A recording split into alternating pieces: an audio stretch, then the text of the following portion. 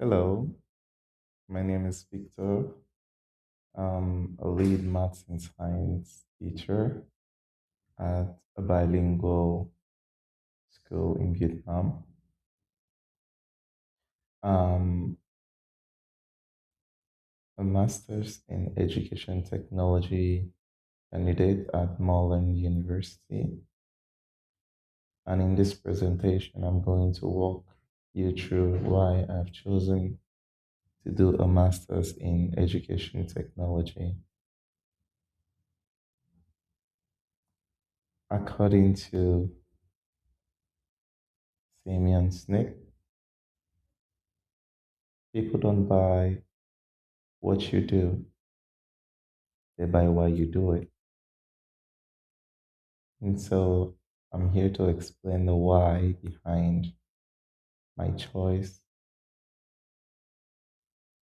to pursue a master's in education technology.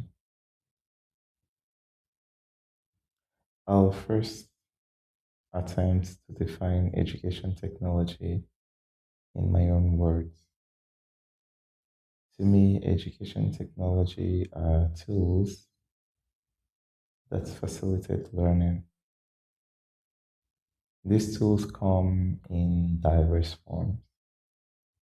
Most recently, we've had artificial intelligence and large learning models shaping the way we learn and the way we learn to teach.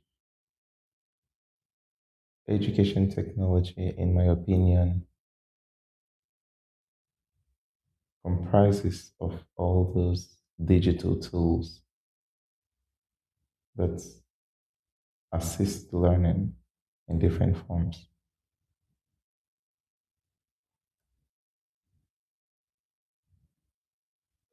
I strongly believe that technology in education is a double-edged sword because on one hand it can assist, on the other hand it can stall or hinder creativity. And it's our responsibility as educators to model the right way to use technology in education. And this is important because if we don't model this to our students, someone else will be their model, and that person might not have their best interest at heart.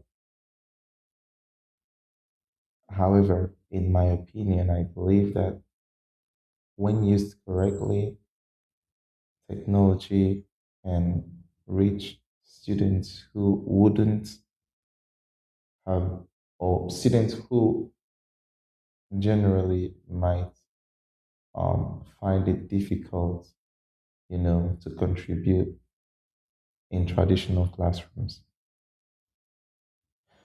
There are lots of areas technology in education that technology um, has been changing or defining.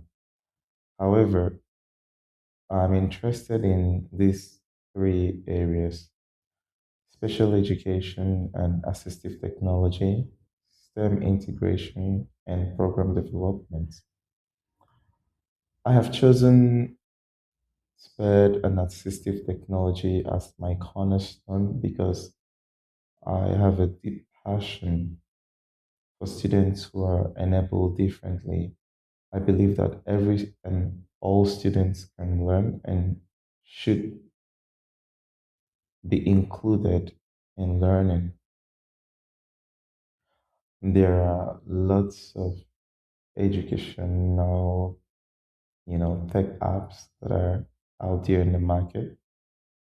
But I see a disconnect in that a lot of these tools are built by businessmen and not by educators. And so we see a lot of friction in integrating these technologies. some of these technologies into the classroom. And one area where I have strong hopes and dreams of technology is in fostering student agency and student autonomy. Uh, there's a Chinese saying that resonates deeply with me, and I'll use this to conclude this presentation. It says that when the student is ready, the teacher appears. But when the student is really ready, then the teacher disappears. And I'm a firm believer that education should go beyond the classroom. And if it's beyond the classroom, then the technology should be there to assist the student in learning. Also, I'm a strong believer of inclusivity in all forms of it, right?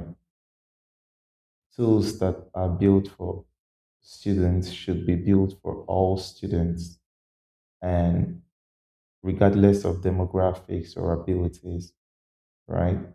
Um, we shouldn't be considering some sort of students as edge cases.